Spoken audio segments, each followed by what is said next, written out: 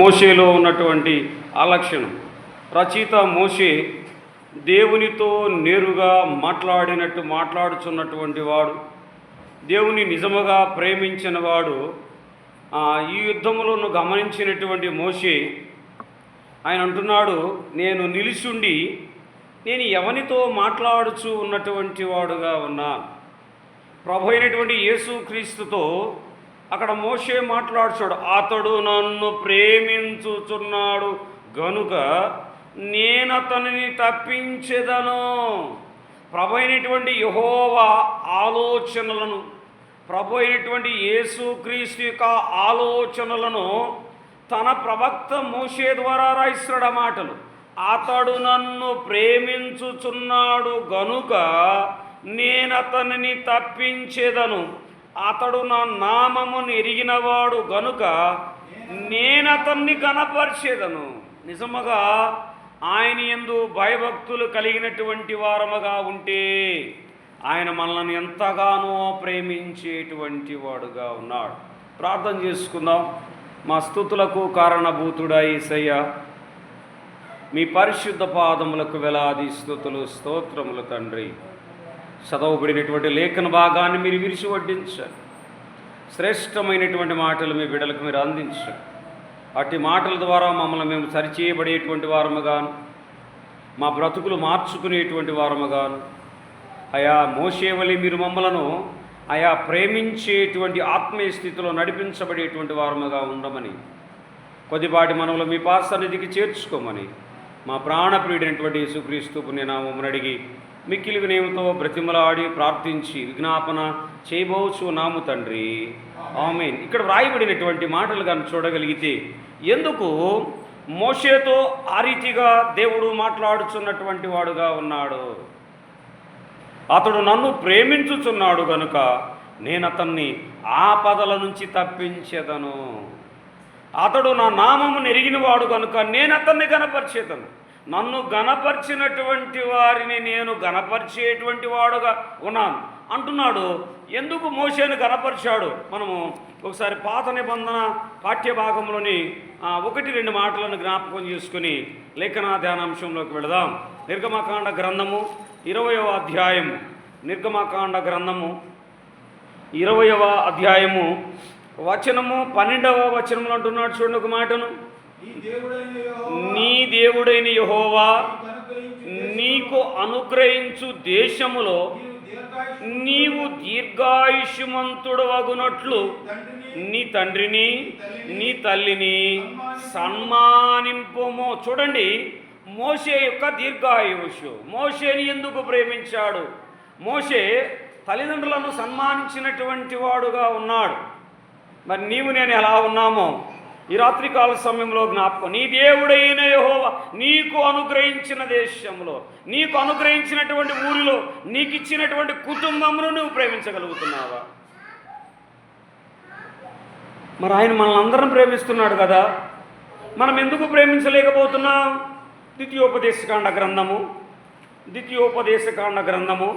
5వ అధ్యాయం, ద్వితీయోపదేశకాండ గ్రంథము 5వ అధ్యాయము వచనము 33వ వచనములు అంటున్నాడు. చూడండి, కాబట్టి మీరు కుడికే గాని ఎడమకే గాని తిరగక మీ దేవుడైన యెహోవా ఆజ్ఞాపించినట్లు చేయుటకు జాగ్రత్త పడవలెనని మీరు స్వాధీనపరుచుకొనబోవు దేశములో మీరు జీవించుచు మేలు కలిగి దీర్ఘాయుష్మంతులగునట్లు మీ దేవుడైన యెహోవా మీకు ఆజ్ఞాపించిన మార్గములన్నింటిలో నడుచుకొనవలెను.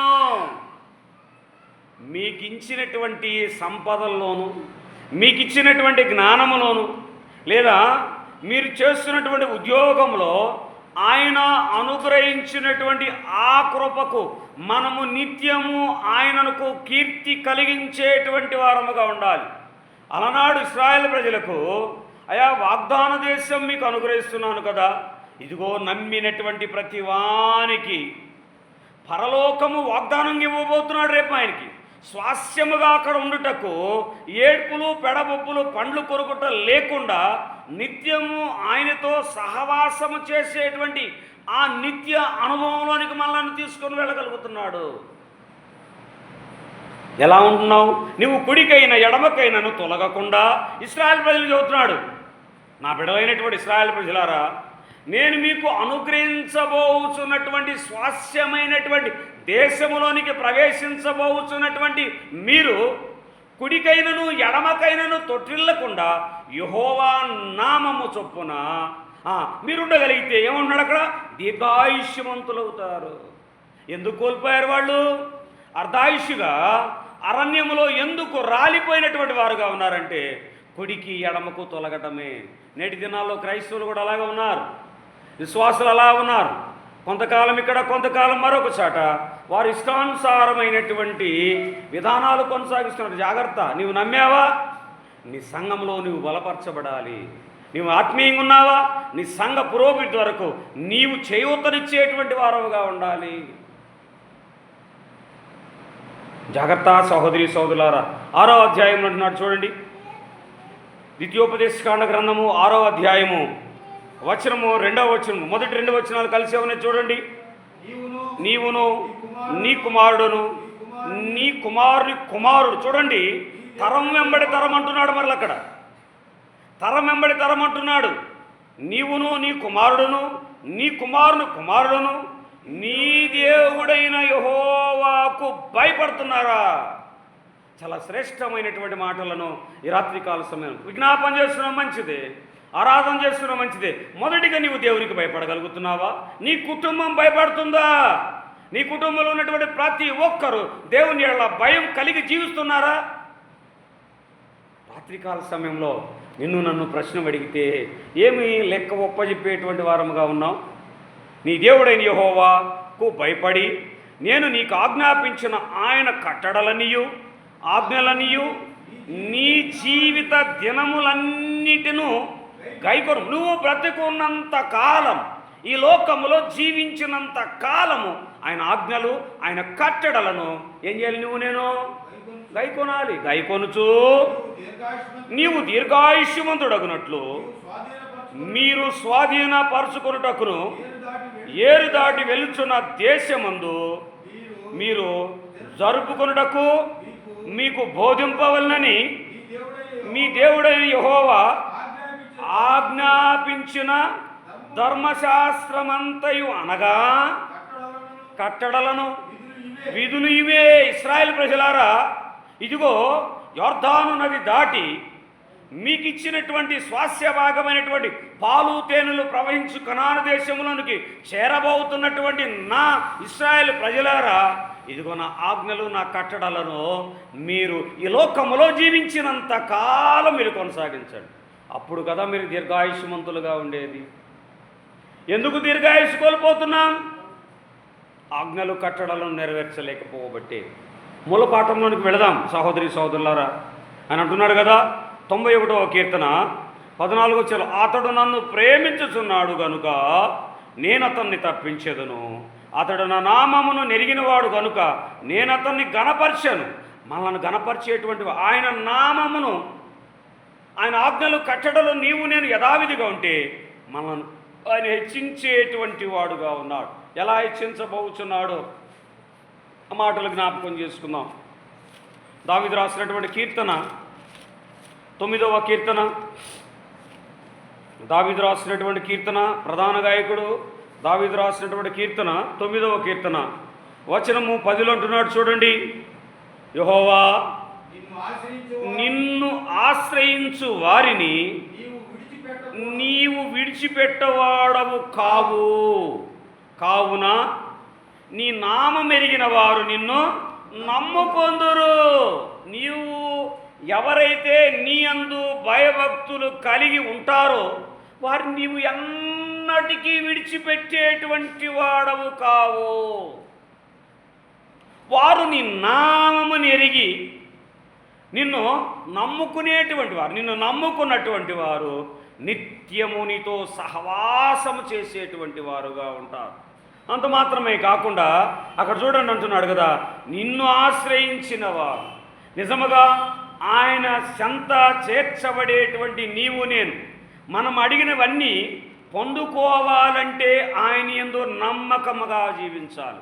59వ కీర్తనలో కూడా అంటున్నాడు, దావీదు రాసినటువంటి కీర్తన 59వ కీర్తన మొదటి వచనములు అంటున్నాడు చూడండి అక్కడ, నా దేవా నా శత్రువుల చేతిలో నుండి నన్ను తప్పింపుము. ఎవరి లోకంలో శత్రువులు మనకి? లోకనాథుడైనటువంటి అపవాది చేతిలో నుంచి తప్పించాలంటే నీవు దేవుని చిత్తానుసారముగా జీవించాలి.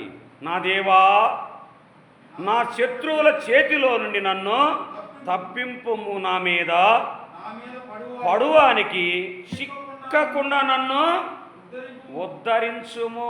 సౌలు దరుగుతున్నాడు, దావీదును ఒక పక్క వెంబడిస్తున్నాడు. అయినను సౌలు చేతికి చిక్కినా కానీ మరణానికి అప్పగించలేదు. దేవుణ్ణి నమ్మినటువంటి బిడ్డలను ఆ రీతిగా ఆయన కాపాడేటువంటి వాడుగా నీవు ఆర్తధ్వని వినిపించాలి. మొదటిగా నీ విజ్ఞాపన చేస్తున్నటువంటి సహోదరి సోదరులారా, అయ్యా ఈ లోకంలో ఉన్నటువంటి అపవాది చేతికి నేను చిక్కకుండా నీవు నన్ను కాసి భద్రపరచాయి. నేను బ్రతుకు దినములన్నీ నీ కృపాక్షేమములు నా వెంట వచ్చులాగున నన్ను ఆశీర్వదించు ప్రభు అని నేను ప్రార్థించగలుగుతున్నామా? విజ్ఞాపన చేసేటువంటి అట్టి అనుభవాల్లో నేను ఉండగలుగుతున్నామా? 56వ కీర్తనలో కూడా ఉంటున్నాడు, చూద్దాం. అక్కడ రాయబడినటువంటి మాట, దావీదు ప్రార్థన కీర్తన 56వ కీర్తన వచనము 16లో అంటున్నాడు చూడండి, 16, 17 అంటున్నాడు చూడండి. నా తట్టు తిరిగి 86, 16, 17 వచ్చిన, నా తట్టు తిరిగి నన్ను కరుణింపుము, నీ సేవకుని నీ బలము అనుగ్రహింపుము, నీ సేవకురాలి కుమారుని రక్షింపుము. యెహోవా నీవు నాకు సహాయుడవై నన్ను ఆదరించుచున్నావు. నా పగవారు చూసి సిగ్గుపడినట్లు శుభకరమైనటువంటి ఆనవాలు నాకు కనపరచుము అయ్యా అంటున్నాడు చూడండి. నా తట్టు తిరిగి నన్ను కరుణింపుము. నా వైపు చూడు ప్రభువా, నా ఆర్తధ్వని విను ప్రభువా, నా విజ్ఞాపన నా యాచన నీవు ఆలకించు. నేను ఏ ఆపదలో ఉండి నీకు మొరపెడుతున్నానో వాటి నుంచి నన్ను ఏమంటాడు, విడిపించు ప్రభువా. లోకమనేటువంటి క్రీడల నుంచి నన్ను నీ విడిపించు. నీ విడిపించగలిగినటువంటి సమర్థత కలిగినటువంటి దేవుడవు. నీకు అసాధ్యమైనది ఏమున్నది ప్రభా? నీ నోటి మాట ద్వారా ఆకాశమును భూమిని సృష్టించావు. నరుణ్ణి మట్టితో నిర్మించి నాసికారంధ్రములో జీవవాయువుగా నరుడు జీవాత్మ అయిన కొనసాగేటువంటి వాడుగా ఉన్నాడు. సమస్తమైనటువంటి ప్రాణులు, పక్షులు, సముద్రాలు, భూమి అన్నీ కూడా నీ మాటకు లోబడుతున్నవి. నీ స్వరూపమందు సృష్టించబడినటువంటి నరుడు ఏం చేస్తున్నాడు? ఇప్పుడు నీ మీద తిరుగుబడుచున్నటువంటి వాడుగా ఉన్నాడు. నీకు వ్యతిరేకంగా తిరుగాడుచున్నటువంటి వాడుగా ఉన్నాడు. 91వ కీర్తన 9వ చరణంలో అంటున్నాడు చూడండి. 91వ కీర్తన మోషే అంటున్నాడు చూడండి, యెహోవా నీవే నా ఆశ్రయము. అయ్యా నీవు తప్ప ఎవరున్నారయ్యా నాకు? ఇంకా ఇదిగో నేను వెళ్ళననేటువంటి ప్రదేశానికి నీవు నన్ను పంపించావు. ఆడ ఫరో రాజు అతి భయంకరుడు. అయినను నీ మాట చిత్తానుసారముగా నేను ఐగుప్తు దేశానికి వెళ్ళానయ్యా. నీవు నా ద్వారా అనేక అద్భుత ఆశ్చర్య కార్యాలు జరిగించినా కానీ ఫరో హృదయము కఠినముగా ఉన్నది, కానీ మృదువుగా తయారు కాలేదు అంటున్నాడు చూడండి. యెహోవా నీవే నా ఆశ్రయం అని నీవు మహోన్నతుడైన దేవుడువు, నీకు నివాస స్థలముగా నన్ను చేసుకుని ఉన్నావయ్యా. నిజముగా మన హృదయంలో ఆయనను మనము ప్రతిష్ఠించుకునేటువంటి నివాస స్థలముగా నీ హృదయమును ప్రభువుకు అర్పించగలుగుతున్నావా?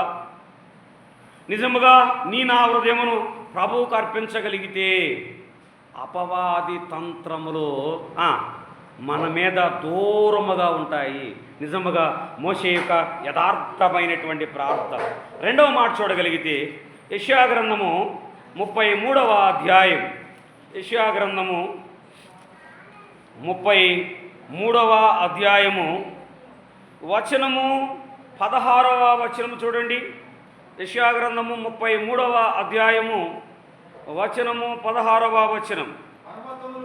పర్వతములలోని శిలలు అతనికి కోటయగును, తప్పక అతనికి ఆహారము దొరుకును, అతనికి నీళ్లు అతనికి శాశ్వతముగా నుండును. ఎందుకంటున్నాడు ఈ మాట? అతనికి ఆహారము దొరుకును. ఎందుకు, ఎవరికి ఆహారము దొరుకుతుందని ఇక్కడ వ్రాయబడినటువంటి మాట చూస్తున్నాం. 30వ యెషయా గ్రంథం 30వ అధ్యాయము 23వ వచనంలో చూడండి. 30వ అధ్యాయము 23వ వచనం చూడండి. నీవు నీ భూమిలో విత్తుటకు నీ గింజలకు కావలసినటువంటి వాన ఆయన కురిపించును, భూమి రాబడి అయి ఆహార ద్రవ్యమిచ్చును, అది విస్తార సారరసములను కలదై ఉండును.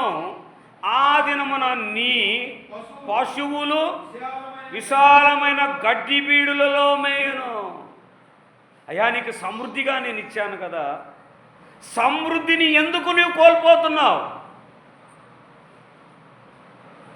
నీ పశువులు శుభ్రముగా మేయచేటువంటి పచ్చిక బయలు నీకు అనుగ్రహించాను. నీ సమృద్ధిగా నీ పిల్లలకు నీవి ఆహారం ఎందుకు పెట్టడం లేదు? ఒకవేళ అటు ఇటు తిరుగుతున్నటువంటి వారిని నీవెందుకు గద్దించలేకపోతున్నావు?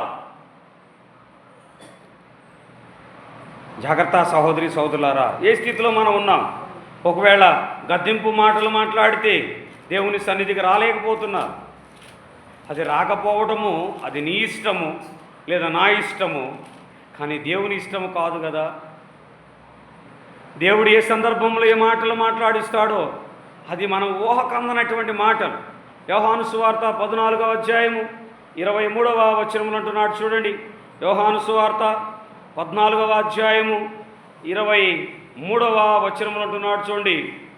యేసు ఒకడు నన్ను ప్రేమించువాడైతే నా మాట గైకొను. చూడండి ఏమన్నాడు ఇక్కడ, నిజముగా ఆయనను నీవు నేను ప్రేమించిన వారిమైతే. మరి ఆయన ఏ మాటలు పలికిస్తాడు, ఆ మాటలు వినాలి కదా. అవి మన హృదయానికి కొంత కఠినం అనిపించవచ్చు, ఒక్కొక్క సందర్భంలో మన హృదయానికి ఒక్కొక్క సందర్భంలో ఆనందం అనిపించవచ్చు, ఒక సందర్భంలో విసుగు అనిపించవచ్చు. విసుగు కఠినం ఎప్పుడు వస్తుంది? అపవాదికి నువ్వు చోటిస్తే. దేవుని పరిశుద్ధ లేఖన గ్రంథంలో ఉన్నటువంటి శ్రేష్టమైనటువంటి మాటలు నీవు వినలేక విసుగులో ఉంటున్నావంటే నీవు దేవుని మీద ఆనుకొని జీవించడం లేదు. ఇదే సత్యము. ఆడంటున్నాడు చూడండి, యేసు ఒకడు నన్ను ప్రేమించువాడైతే నా మాట గైకొనును, అప్పుడు నా తండ్రి వానిని ప్రేమించును. నా మాట విన్నటువంటి వారిని నా తండ్రి ప్రేమిస్తాడు. తండ్రి యొద్దకు వెళ్ళాలంటే ఎవరి యొద్దకు వెళ్ళాలి? ఇప్పుడు కుమారుడైనటువంటి యేసు క్రీస్తు ద్వారా మాత్రమే తండ్రి యొద్దకు ప్రవేశం ఉన్నది. నిజముగా అంటున్నాడు కదా, యేసు ఒకడు నన్ను ప్రేమించిన వాడైతే నా మాట గైకొన్నప్పుడు నా తండ్రి వానిని ప్రేమించును. మేము వాని యొద్దకు వచ్చి వాని యొద్ద నివాసము చేయబోతున్నాం. మేము చేయుటకు నీ హృదయంలో నాకు స్థానం ఇవ్వగలుగుతున్నావా? సహోదరి సహోదరులారా, మీలో నేను ఉండాలనుకుంటున్నాను, మీతో నేను ఉండాలనుకుంటున్నాను, కానీ మీరు నన్ను దూరముగా పోనిస్తున్నటువంటి వారుగా ఉన్నారు. మీ హృదయంలో స్థానం ఇవ్వడం లేదు. ఏంటి నీ ఆరాధన, నీ విజ్ఞాపన, నీ యాచన? ప్రభువుని చేర్చుకుంటున్నావా నీ హృదయంలో? ప్రభు చిత్తానుసారముగా నీవు నేను జీవించగలుగుతున్నామా? 16వ అధ్యాయం చూడండి. యోహాను సువార్త 16వ అధ్యాయము వచనము 27వ వచనములు అంటున్నాడు చూడండి. యోహాను సువార్త, మీరు నన్ను ప్రేమించి నేను దేవుని యొద్ద నుండి బయలుదేరి వచ్చి తినని నమ్మితిరి గనుక తండ్రి తానే మిమ్మును ప్రేమించు. మీరు నేను ఎక్కడి నుంచి వచ్చాను అనుకుంటున్నారు? మరియ గర్భం నుంచి వచ్చా లేదమ్మా. నేను ఈ లోకములోనికి రావుటకు పవిత్రురాలైనటువంటి మరియను యెహోవా ప్రభు అయినటువంటి తన కుమారుడైనటువంటి యేసుక్రీస్తుకు ఒక ఆనవాలు కలిగించాడు. ఈ లోక దావీదు అంటున్నాడు, నేను తల్లి గర్భములో నుండి పాపములో పుట్టాను అంటున్నాడు కదా. ఎవరిలో నుంచి వచ్చాడు ప్రభు అయినటువంటి యేసుక్రీస్తు? దావీదు సిగురులో నుంచే ప్రభు అయినటువంటి యేసుక్రీస్తు వచ్చాడు. దావీదు ఏమంటున్నాడు? నేను తల్లి గర్భములోనే పాపములోనే జన్మించానంటున్నాడు. మరి పరిశుద్ధుడైనటువంటి దేవుడు ఈ లోకములోనికి రావాలంటే పరిశుద్ధమైనటువంటి గర్భం ద్వారా జన్మించాలి. కాబట్టి తండ్రి కుమారుణ్ణి ఎందుకు ఈ లోకములోనికి పంపించాడు? అక్కడ రాయబడే మాట ఏమన్నట్టు చూడండి, మీరు నన్ను ప్రేమించి నేను దేవుని యొద్ద నుండి బయలుదేరి వచ్చి తినని నమ్మితిని గనుక తండ్రి తానే మిమ్మును ప్రేమించుచున్నాను. ఎందుకు? కుమారుని వలె ఆయన కుమారులు అనబడుతున్నటువంటి మనము కూడా తండ్రి ఎడల ప్రేమను కలిగినటువంటి వారముగా ఉండాలి. అదే 17వ అధ్యాయము వచనము 3వ వచనం అంటున్నాడు చూడండి, ఆయన ఎటువంటి వాడై ఉన్నాడు? అద్వితీయ సత్యదేవుడనై నిన్నును నీవు పంపిన యేసుక్రీస్తును ఎరుగుటయే నిత్య జీవమని గ్రహించాలి. మనం ఆయన ఎరగడం వలన ఏమవుతున్నాం? మనము నిత్య రాజ్యములోనికి వారసులగుతున్నాము. మనము ఆయన యందు భయభక్తులు కలిగి యథార్థమైనటువంటి జీవితములో నీవు నేను జీవిస్తే నిత్య జీవములోనికి, పాపమనే అంధకార సంబంధ క్రియల నుంచి విడిపించబడినటువంటి నీవు నేను నిత్య మహిమలోనికి, నిత్య జీవములోనికి ప్రవేశించటకు అర్హతను కలిగినటువంటి వారముగా ఉంటున్నాం. ఇట్టి శ్రేష్టమైనటువంటి అవకాశము మన ప్రభు అయినటువంటి యేసుక్రీస్తు మనకు అనుగ్రహించాడు. మరి ఏ రీతిగా నీవు నేను కొనసాగుతున్నాం? 3వ మాట చూడగలిగితే అపోస్తులైనటువంటి పౌలు రోమీలకు రాసినటువంటి పత్రిక, అపోస్తులైనటువంటి పౌలు రోమీలకు రాసినటువంటి పత్రిక 8వ అధ్యాయము వచనము 28వ వచనం, దేవునిని ప్రేమించు వారికి అనగా ఆయన సంకల్పము చొప్పున పిలవబడిన వారికి మేలు కలుగుటకై సమస్తమును సమకూడి జరుగుచున్నవని ఎరుగుదుము. ఆయన ఎందుకు పిలిచాడు మనను?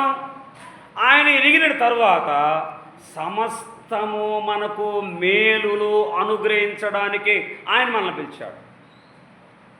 లోకము నుండి మనల్ని ప్రత్యేకించాడు, లోకము నుంచి వేరుపరిచాడు, లోకస్తులతో సాంగత్యము లేకుండా ప్రత్యేకమైనటువంటి జనాంగముగా ఆయన మనలను సృష్టీకరించినటువంటి వాడుగా ఉన్నాడు. ఎందుకంటే ఆయన పరిశుద్ధుడైనటువంటి దేవుడు కూడా ఆయనను ఎరిగినటువంటి బిడ్డల మనం కూడా ఎలా ఉండాలంటున్నాడు? ఆయన పరిశుద్ధులుగానే ఉండాలి. పేతురు రాసినటువంటి మొదటి పత్రికలు అంటున్నాడు కదా, అక్కడ చదవాల్సిన అవసరం లేదు, కానీ పేతురు రాసిన పత్రికలు చెప్తాను, నేను పరిశుద్ధుడనే ఉన్నాను కాబట్టి మీరును కూడా పరిశుద్ధులుగా ఉండండి. గలతీలకు రాసినటువంటి పత్రిక, అపోస్తులైనటువంటి పౌలు గలతీలకు రాసినటువంటి పత్రిక 4వ అధ్యాయము వచనము 9 అంటున్నాడు చూడండి, ఇప్పుడు మీరు దేవుని ఎరిగిన వారును మరి విశేషముగా దేవుని చేత ఎరుగబడిన వారై ఉన్నారు గనుక బలహీనమైనవియు నిష్ప్రయోజనమైనవైనను మూల పాఠముల తట్టు మరలా తిరుగునేలా మీరు విశేషముగా దేవుని యందు పిలువబడినటువంటి వారుగా ఉన్నారు కదా, మరలా లోకములోనికి మరలా ఎందుకు చూస్తున్నారు? మీరు లోకం వైపు ఎందుకు చూస్తున్నారు? కుక్క తన వాంతికి దాసులైనట్లు లోకంలో మరలా మీరు ఎందుకు సంచరించాలని ఆశ కలిగినటువంటి వారుగా ఉన్నారు? ఇదేనా మీకు నేర్పినటువంటి నేను పాఠము? ఇదేనా మీరు నా పట్ల కనబరుస్తున్నటువంటి ప్రేమ?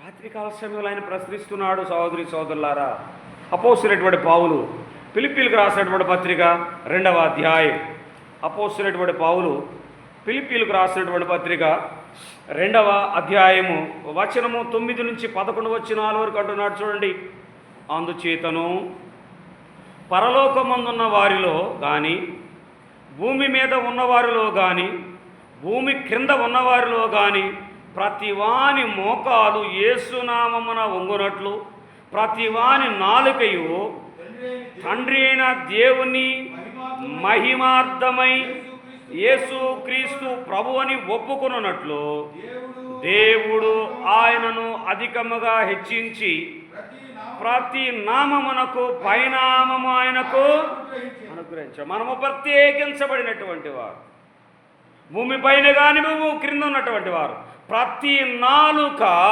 ఆయనను స్తుతించాల్సిందే, ప్రతి మోకాలు ఆయన నామములో వంగి ప్రార్థించేటువంటి వారముగా ఉన్నారు. ప్రార్థించగలుగుతున్నామా? ఒక రేయి దినములో ఎన్ని మార్లు నీవు నేను ప్రార్థిస్తున్నాను? దావీదు 7 మార్లు ప్రార్థించాడంట. నీవు నేను ఎన్ని మార్లు ప్రార్థించా? యాకోబు రాసినటువంటి పత్రిక, యాకోబు భక్తకోటికి రాసినటువంటి పత్రిక 1వ అధ్యాయము వచనము 12వ వచనం. అక్కడ అంటున్నాడు చూడండి, శోధన సహించువాడు ధన్యుడు, అతడు శోధనకు నిలిచిన వాడే ప్రభువు తన్ను ప్రేమించు వారికి వాగ్దానం చేసిన జీవకిరీటము. శోధించబడినటువంటి వారు ఆ శోధనలో కొట్టుకుపోకుండా దేవుని చిత్తానుసారముగా జీవించగలిగితే జీవకిరీటం ఇస్తాడంట మనకై. ఆ జీవకిరీటము పొందుకొనుటకు నీవు నేను ఇష్టత కలిగినటువంటి వారముగా ఉన్నామా? అంత మాత్రం కాకున్నాడు, ఆయనలో ఉంటే భాగ్యవంతులము కూడా అవుతాం మనము. 2:5 అంటున్నాడు చూడండి మాట. యాకోబు రాసినటువంటి పత్రిక 2వ అధ్యాయము 5వ వచనంలో అంటున్నాడు చూడండి, నా ప్రియ సహోదరులారా ఆలకించుడి, ఈ లోక విషయములో దరిద్రులైన వారిని విశ్వాసమందు భాగ్యవంతులుగాను తన్ను ప్రేమించు వానికి తాను వాగ్దానము చేసిన రాజ్యమునకు వారసులుగాను ఉంచుటకు దేవుడు ఏర్పరచుకొనలేదా? వాగ్దానమైనటువంటి భూమిలోనికి ఇశ్రాయేలు ప్రజలు వ్యతిరేకించినా కానీ ఆయన చిత్తానుసారంగా వాగ్దాన భూమిలోనికే వారిని తీసుకుని వెళ్ళినటువంటి వాడుగా ఉన్నాడు. చివరి మాట చూద్దాం. దినవృత్తాంతాల మొదటి గ్రంథము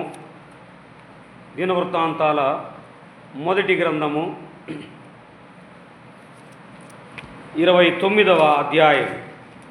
దినవృత్తాంతాల మొదటి గ్రంథము 29వ అధ్యాయము వచనము 3వ వచనములు అంటున్నాడు చూడండి, మరియు నా దేవుని మందిరము మీద నాకు కలిగి ఉన్న మక్కువ చేత నేను అప్రతిష్టమైనది ఆ మందిరము నిమిత్తము సంపాదించి ఉంచిన వస్తువులు గాక నా సొంతమైన బంగారమును వెండిని నా దేవుని మందిరము నిమిత్తము నేనిచ్చి తిని కదా.